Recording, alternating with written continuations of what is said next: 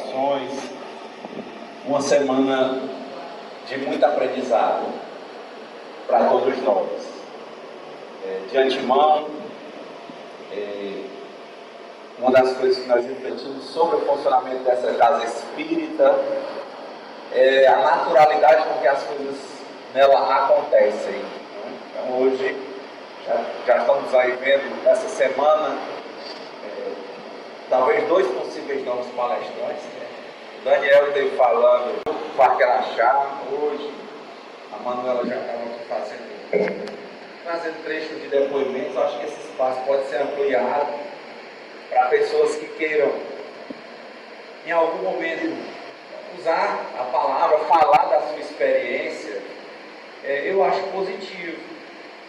Algumas pessoas, lógico, vão ter reflexões diferentes, mas a lógica espírita, eu estava até lendo isso ontem pela madrugada, não é essa preocupação com o outro, no sentido de que da crítica, mas você fazer a sua parte.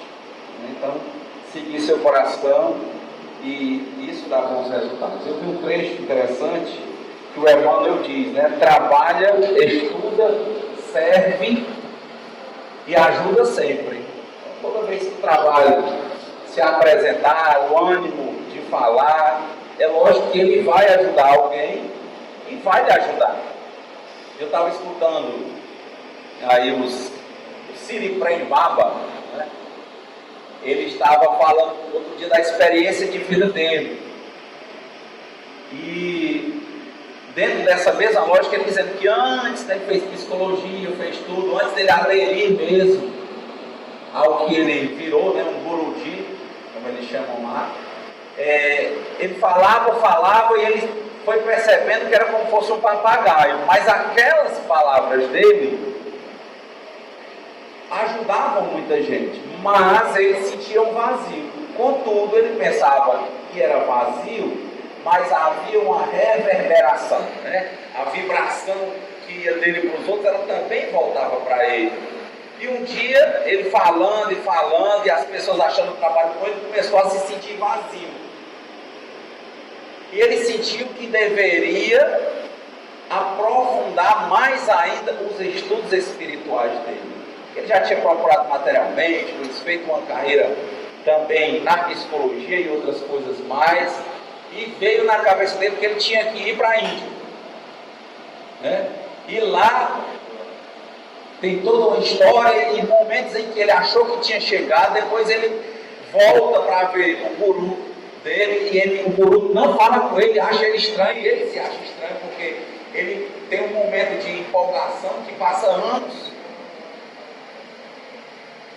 Tem um momento de autocrítica, que é a construção nossa, mas a gente vai fazendo isso no trabalho. Tem um momento de descrença, e depois ele se encontra verdadeiramente com o eu dele, e aí ele volta, né, uma terceira vez à Índia, e o guru dele diz: você vai ser um guru também. Mas ele teve que passar por essas fases. Primeiro ele negava, depois ele conhecia tecnicamente e falava, tentava praticar, mas não levava tão a sério. Depois ele sentiu a reverberação das próprias palavras dele voltarem para ele como uma cobrança dele para ele mesmo, porque lhe faltava prática. Ele teve a intenção e a inclinação de ir aprofundar os seus conhecimentos, se deslumbrou, né, quando chegou lá e conheceu o guru dele, que nem sabia que ia ser esse, foi só para conhecer.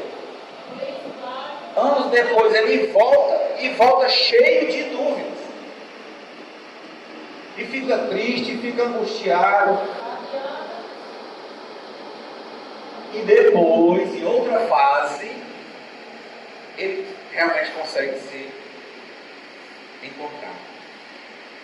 E hoje, né, hoje está aí, né? O trabalho dele começou a prosperar. Hoje ele é uma pessoa que fala para o mundo inteiro. Ou seja, quando o trabalhador está pronto, o trabalho aparece. Mensagem do André Luiz, no final do livro Nosso Lar. E a questão da progressão ou não de alguém materialmente, ela decorre de uma necessidade de aprendizado espiritual. Se você tem um trabalho desenvolvido, aquele trabalho tende a frutificar. Não é uma pergunta que você faz a você, ao dirigente de um centro, qual é o seu lugar. Porque o nosso lugar, quem vai dar e quem já deu é Deus.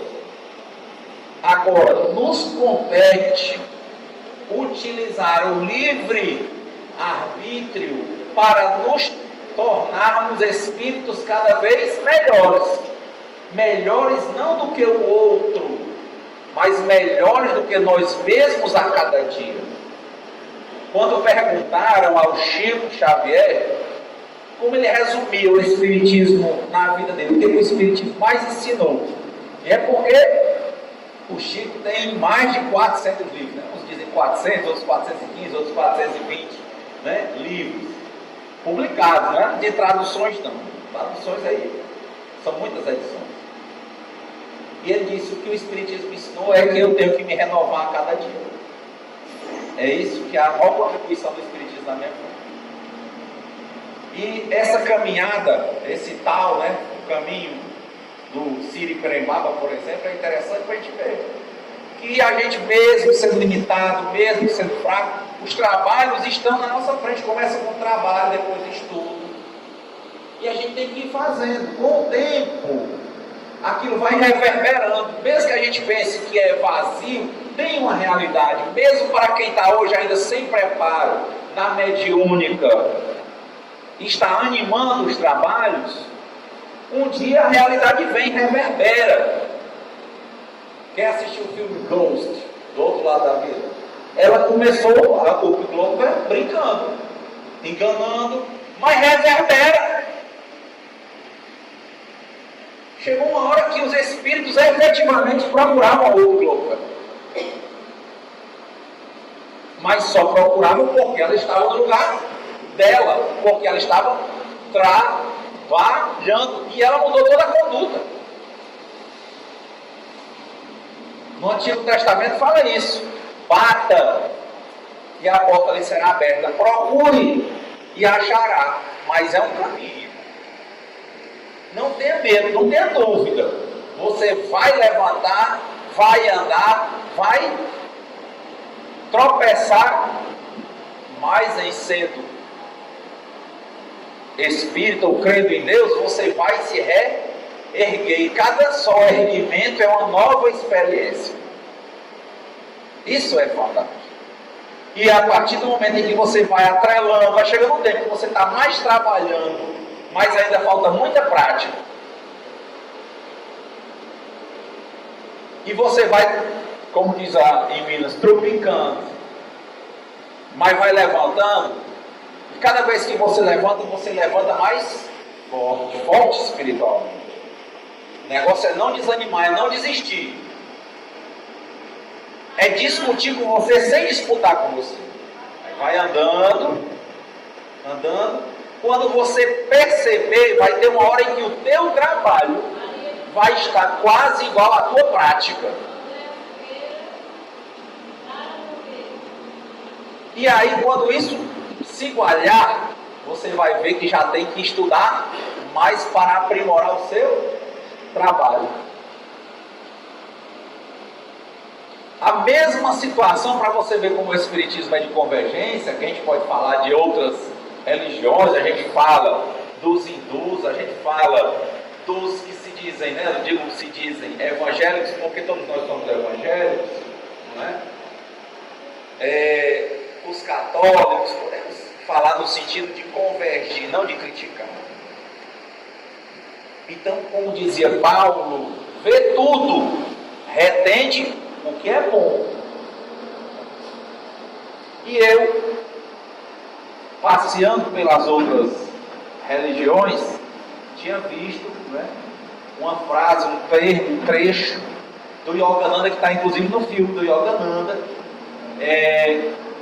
em que eu sempre conto aqui que tinha um rapaz que ele gostava das duas coisas, né? Tinha a contradição de brincar no mundo e gostar de toda uma vida de fuga, e quando ele entrava no asana, gostava da vida espiritual. E ele, aquilo reverberou nele, que ele se achou hipócrita. Foi perguntar ao dirigente do Yogananda,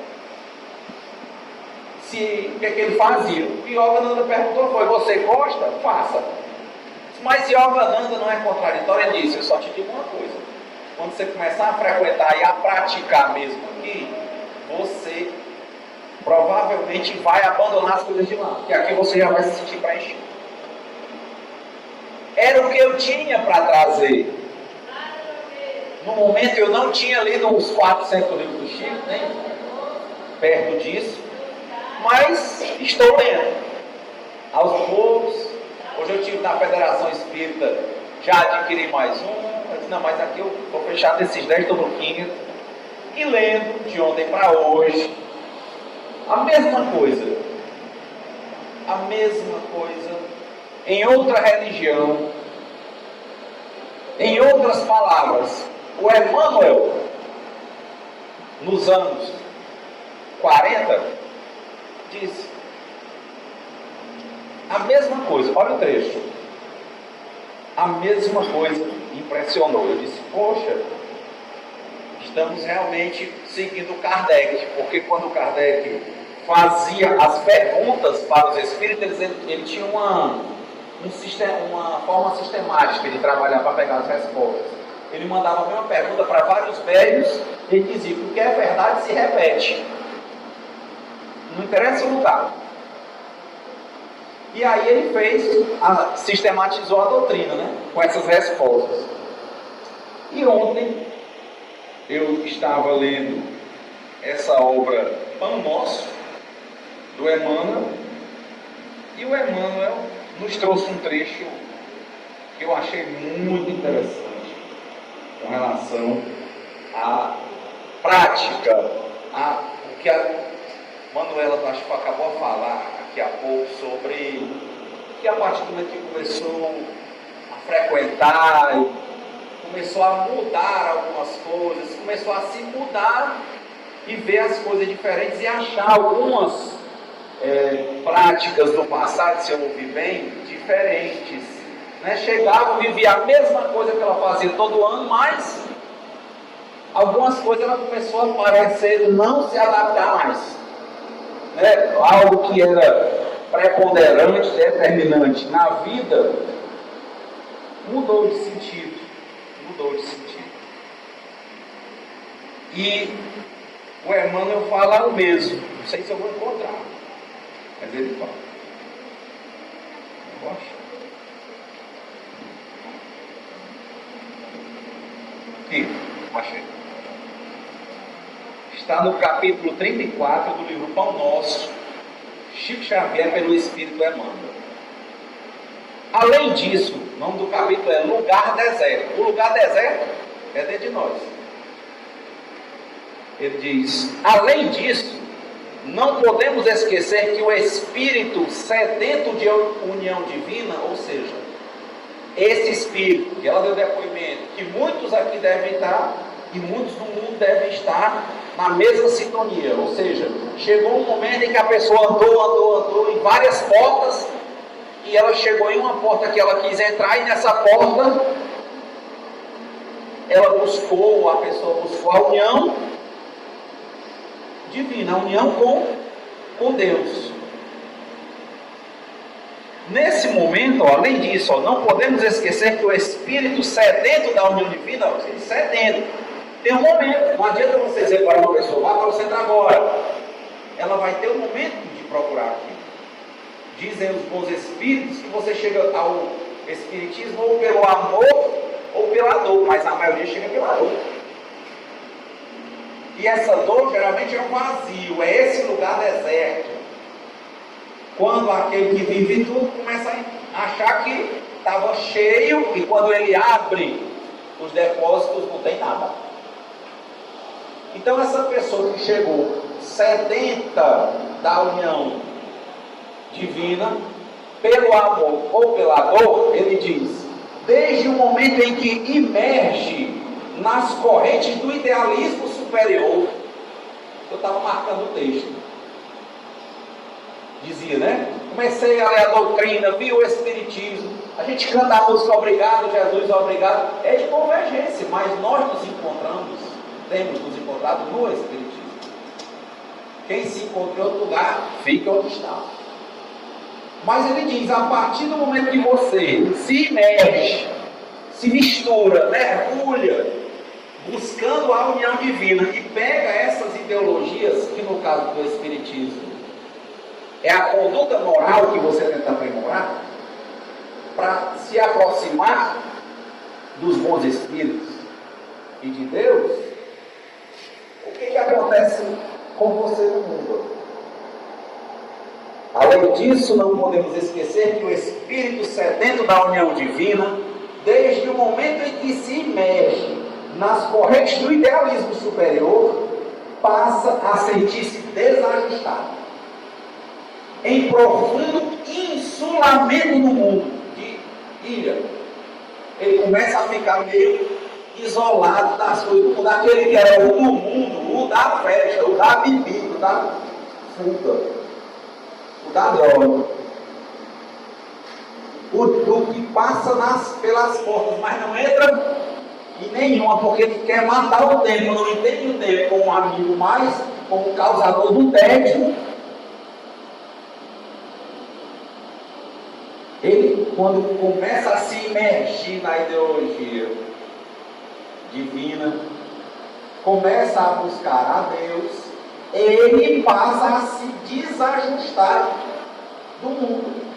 Começa a aparecer uma ilha. Não raro eu vejo depoimento de pessoas dizendo: poxa, eu amava fazer isso aqui, ó. Olha a história, a mesma história de Adão.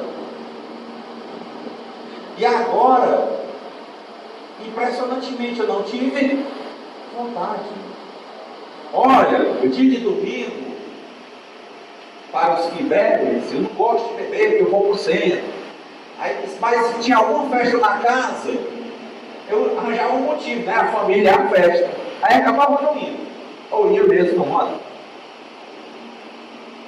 Aí ele chega num nível em que ele diz assim: vai para a festa, é no domingo, é antes do centro, e ele chega lá e não sente palavra, vontade. E não está triste,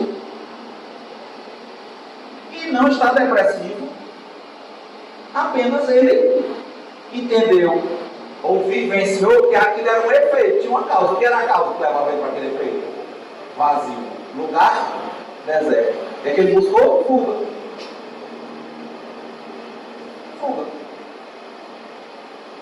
E a partir do momento em que ele começou a buscar a Deus, ele começou a se encontrar e começou a se desajustar do que até então ele era uma peça fundamental. Aí o pessoal começa a dizer: ah, você está diferente? Ah, não é mais legal andar com você não? E a tendência é se afastarem, porque é uma sintonia. E quando a pessoa olha o caminho do Siri para embaixo, ela fica querendo voltar para aquilo, andar com as mesmas coisas. Aí o pessoal fica, na hora que oscila, quer voltar e faz uma besteira. Olha o Siri para embaixo, né? Falou, depois foi, voltou inspiradíssimo. Depois, quando voltou de novo, ele estava desiludido, sofrendo aquilo. Será que ele tinha perdido a vida dele? Depois ele voltou. Outro homem, ele foi levado à dor para ensinar. Ele chegou ao lugar deserto de novo. Quando ele mergulhou no lugar deserto dele, o Sócrates dizia: conhece-te a ti mesmo. Ele entrou, ele viu a tristeza. Ele ainda não estava preenchido do Espírito, que ele chama, não estava na presença. Mas foi importante, ele conseguiu se reerguer. Quando reergueu-se, o gurudinho dele disse: você vai agora conseguir um nível de ser guru. Que aí o nome dele muda, né? Na cultura deles. Então você vai se tornando essa ilha. Por que as oscilações? Porque era o que você tinha, eram as pessoas que você tinha. Você começa a ficar isolado e achando diferente, sua companhia não é tão agradável. Você quer manter ainda o nível de agradabilidade sem ser.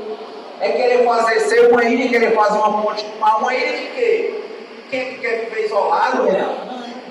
É porque novas relações vão surgir.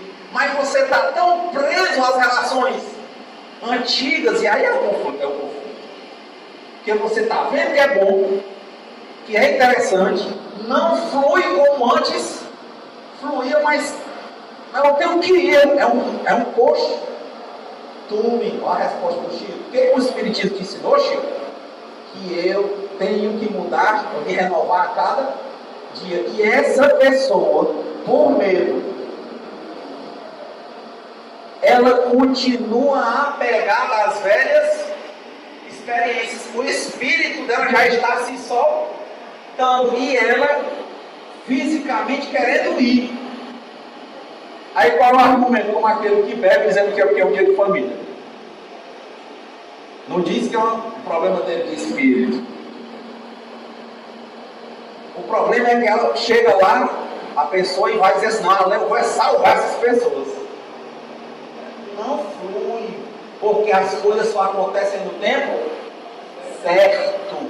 A própria passagem daquela ou daquele que era o norte da fuga, quando aquela pessoa se encontrou e passou a ter uma vida cheia de sentido, buscando a presença, imergido nas ideologias morais, automaticamente ela começa a se soltar. Mas é impressionante, é bom, mas ela ainda não teve paciência para aguentar esse lugar deserto. Que quando esse lugar deserto vai sendo preenchido, porque está sendo trocada a água, novas relações vão surgindo. É só uma questão de tempo, que é nossa amiga, e paciência. E os demais, no tempo certo, eles virão. Você não tem, pergunta dos espíritos, para chegar ao bem, eu tenho que passar pelo mal? Os espíritos dizem, de forma nenhuma. Você vai estar ali e siga seu trabalho. Trabalhe, estude, se melhore. Os outros vêm no tempo deles. Mas você não é o salvador. Você é um trabalhador que tem defeito, mas que está fazendo sua parte, está iluminando. Quando lhe procurarem, ou seja, quando as portas vão abrindo, você vem. E você está ali. E a sua porta aberta é, por exemplo, quando a pessoa vê você diferente, vê você melhor. No dia que ela quer sair daquele mundo também, que ela começa a entrar na mesma sintonia de buscar o divino, ela vai e lembra, vixe, o fulano de tal, ele guarou, olha, está diferente, olha o que está acontecendo. Aí ela, não, estou buscando uma ideologia diferente, só agora sou espírita. E você frequenta, muitas vezes acontece isso. Ô, rapaz, me leva. A porta estava aberta só e você está atrás. Falando, você não precisa ir lá para o meio, não. Precisa? Quem é que vai se testar? Não se teste. Quem testa a gente são as provas da própria vida. Não se teste, não se ache forte.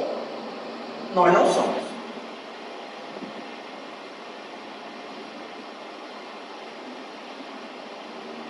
Esse livro, eu leio com vagar porque é muito forte.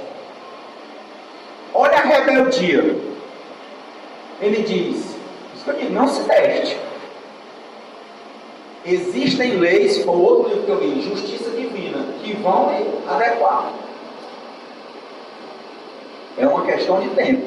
Olha a rebeldia, o que o Emmanuel fala. Não aguardes pelo açoite das sombras, quando pode seguir claramente pelas estradas claras do amor. Ou seja, o rebelde, ele vai contra a corrente, mas tem uma hora que os braços não conseguem, porque a vida é longa, não é? Ele não aguenta. Quem é que aguenta nadar contra a corrente? A vida toda. Pode ter até o ano começar, mas não tem jeito.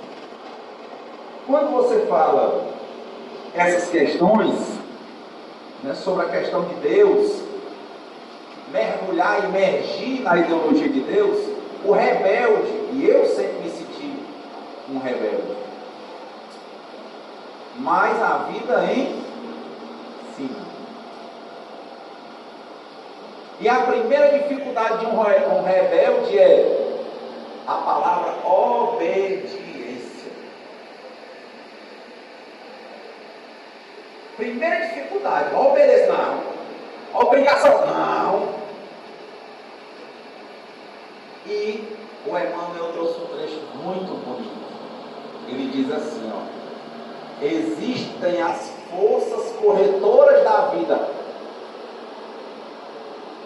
Lembrei de quando Cristo apareceu para ele senador, na época do Cristo carnal. Ele diz: eis um momento determinante na tua vida. Você vai me seguir agora ou daqui a algum tempo. Mas não tenha dúvida, as forças corretoras da vida lhe trarão para cá. Não tenha dúvida. O ferro bom ele é testado por fogo e pancada. Se é bom, vamos para cá. Ou não é assim? Olha a dificuldade do rebelde em entender a obediência. E olha o que é que o Emmanuel diz sobre quem está buscando uma liberdade. O que é que liberta? Deixando você bem. O Senhor estabeleceu as gradações do caminho. Olha o caminho. Olha o taoísmo, é um caminho. E esse caminho tem gradações. Primeira fase, segunda fase, terceira fase. O Senhor estabeleceu as gradações do caminho e determinou que o homem ele aceitasse os desígnios para ser verdadeiramente livre. O Senhor estabeleceu as gradações do caminho e estabeleceu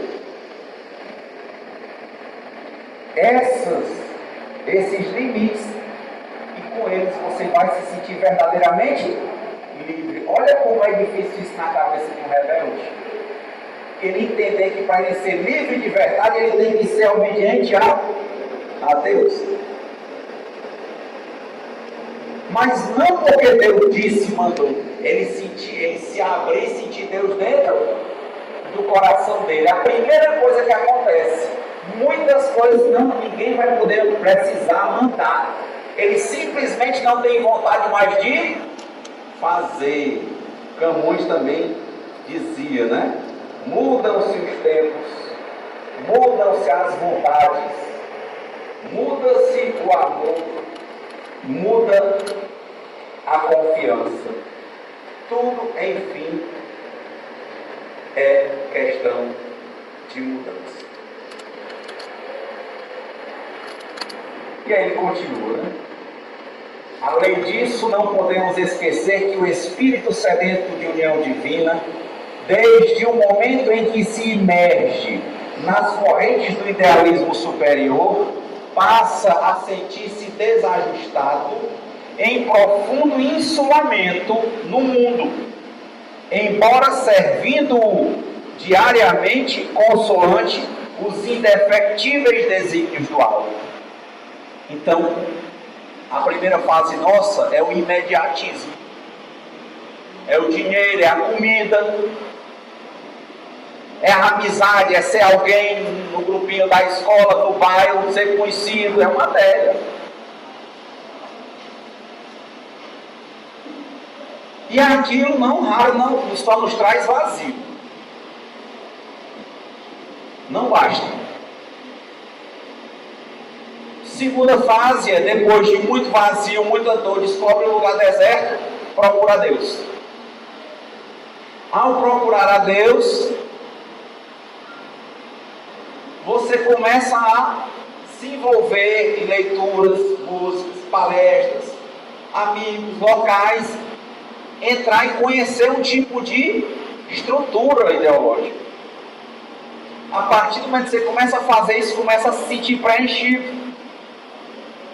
O que você tinha de lugar que você achava que era o seu lugar do mundo, você começa a se isolar. Não é ninguém isolado. Você passa a não ter mais vontade.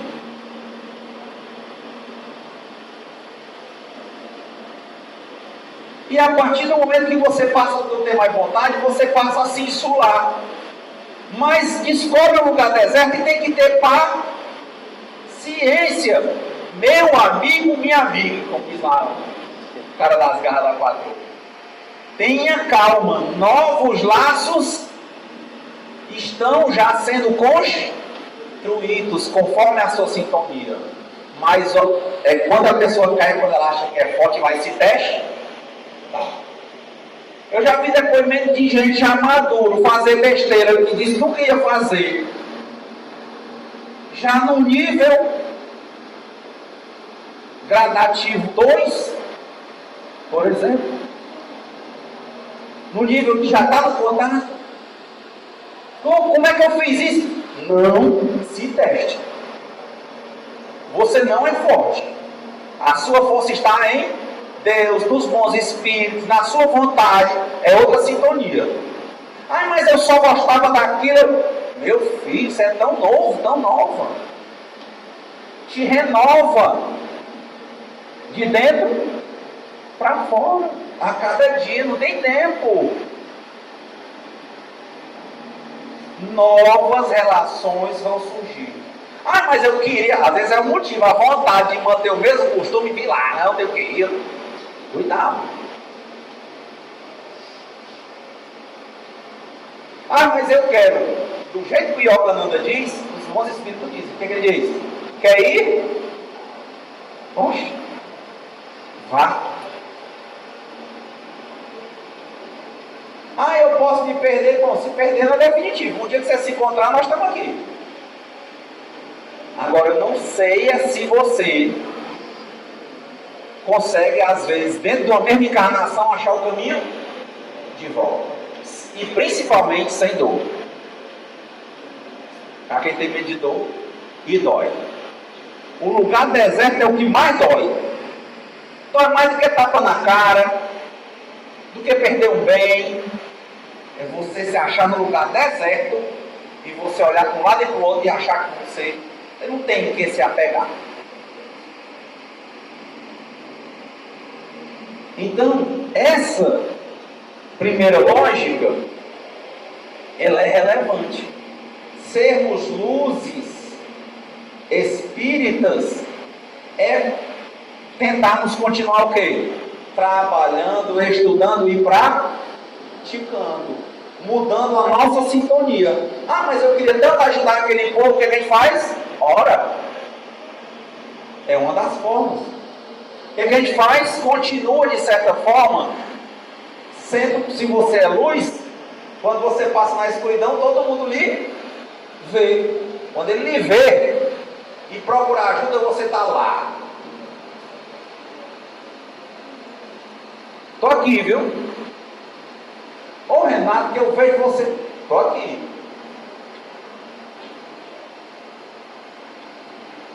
Opa, vamos conversar lá no pagode. Agora, 7 horas que é bom.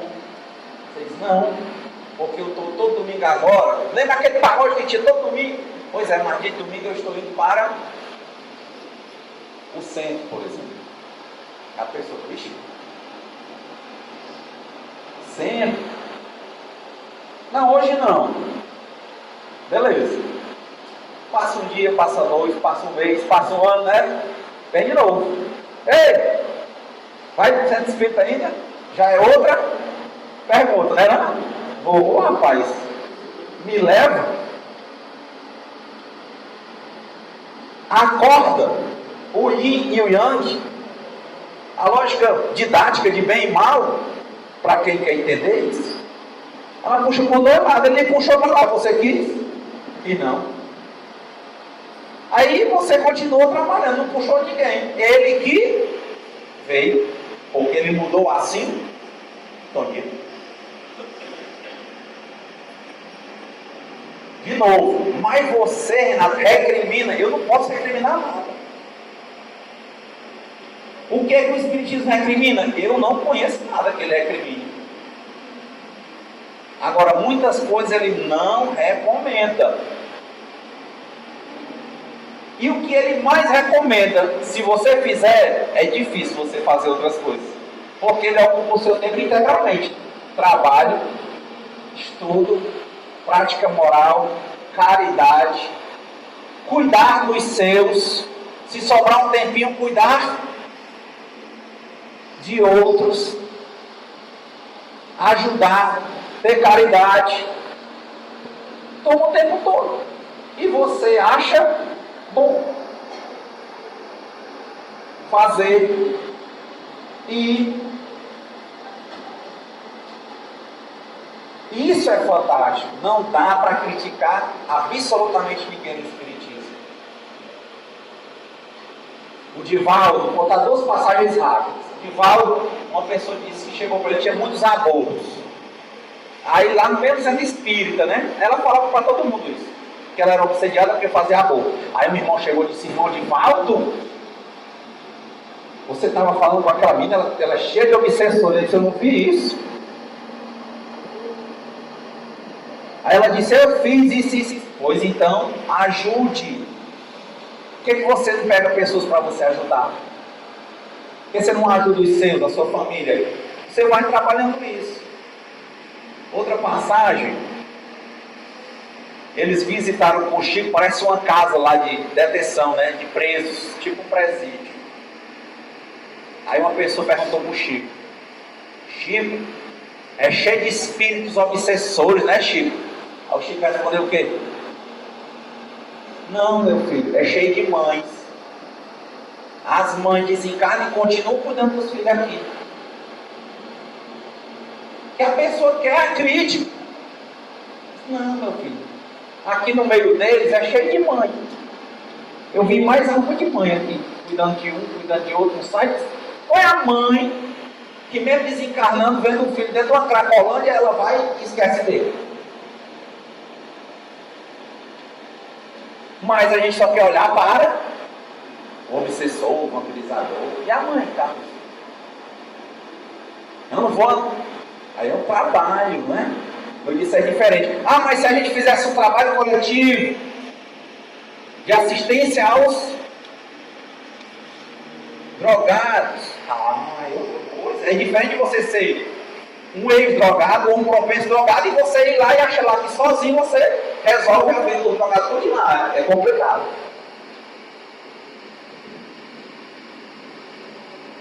Diferente, olha, vamos criar um tipo de um sistemático, né? Vamos pedir aqui uma orientação aos bons espíritos, ver uma ideia boa, a gente fazer um tratamento, identificar um ou outro que queira vir, vamos fazer um trabalho sistemático.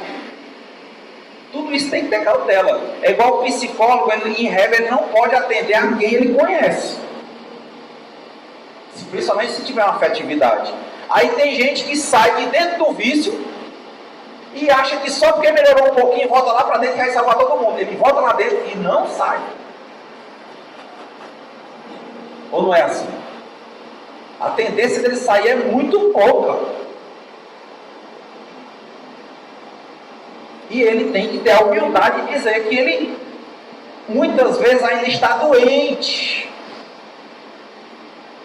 O espírito ainda não evoluiu o tanto que tinha que evoluir. Ele tem que ir com cautela. Pede aos bons espíritos, se tiver de ir, não é isso? Vai amparado, pensa, vê se é o momento, vê outras maneiras, se tiver de ir, vai. Mas a maioria das vezes não é isso que nos leva a ir. São as nossas próprias contradições, o medo de ficarmos sós, porque nós estamos nos insulando. Mas não esqueçam, na hora que a gente está virando uma ilha aqui, está se construindo a proximidade com um novo continente.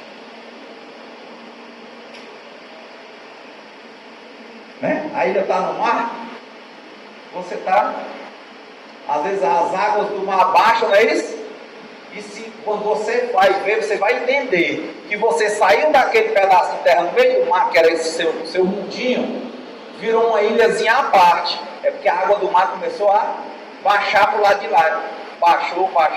Quando você vê, você deixou de ser uma ilha e voltou a fazer parte de um continente. Só que não é mais aquele seu mundinho. E você estava com medo, porque quando você se viu ainda entre o continente e o mundo que você vivia, você achou que ia ficar totalmente só. E todo mundo, em regra, tem medo da solidão.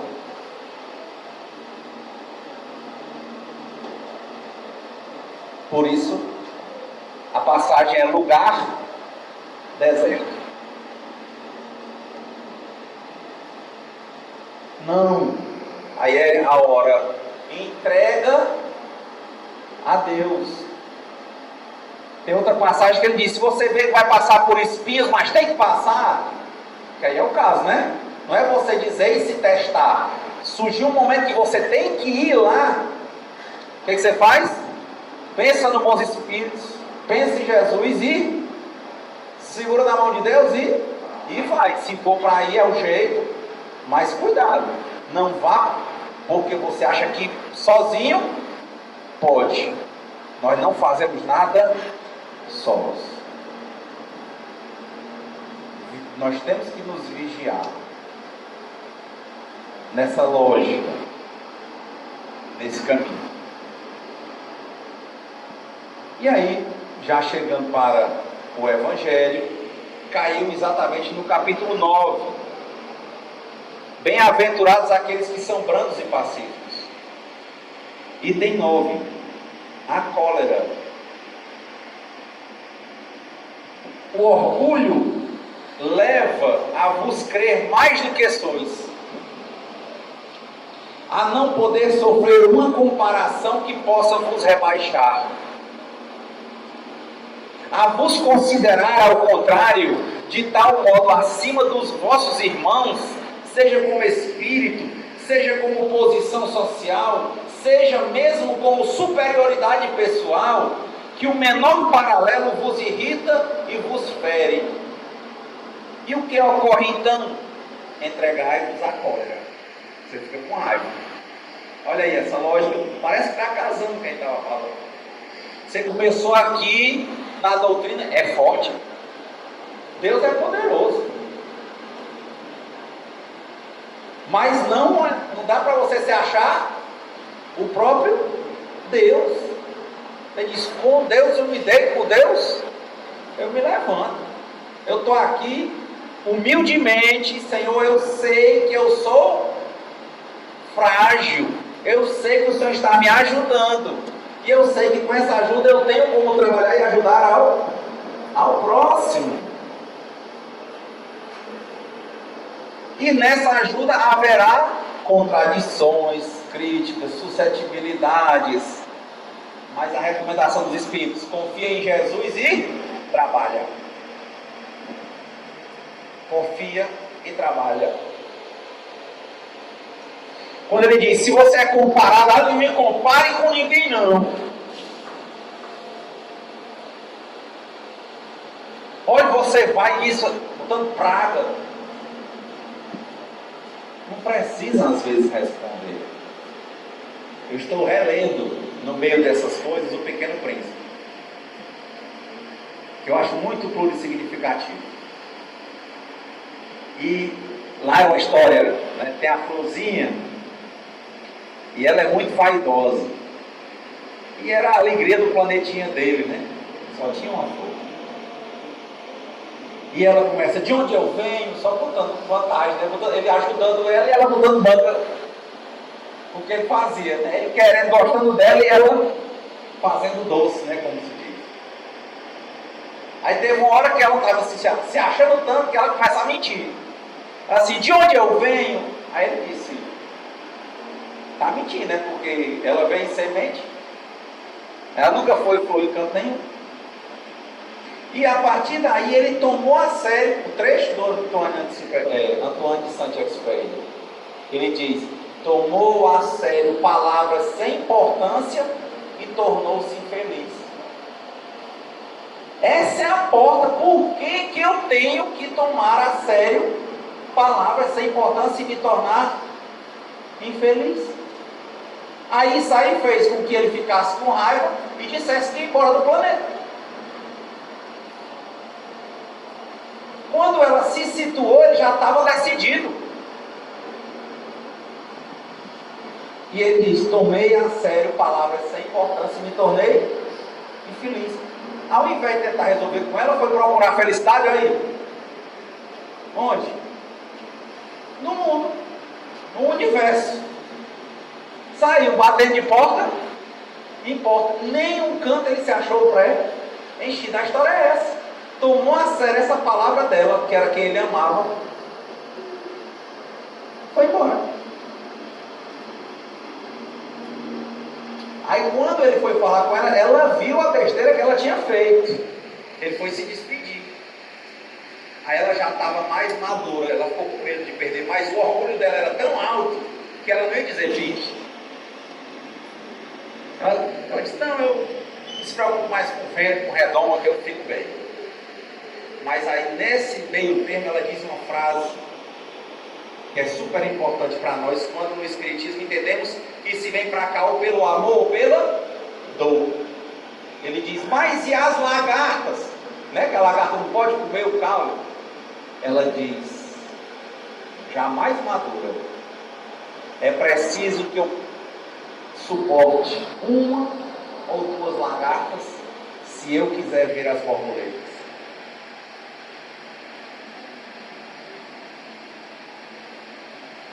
Por que nós irritamos? O texto do Evangelho A, por que nós tomamos a sério palavras sem importância e nos tornamos infelizes se Deus quer que nós sejamos felizes? E já, eu não vou ficar lendo trechos aqui porque eu não acho para o Evangelho, mas eu tenho a marca.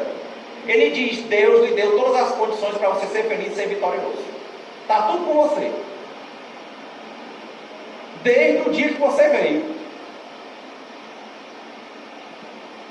Era você, de milhões de espermatozoides, para chegarem a fecundar um óvulo, era você.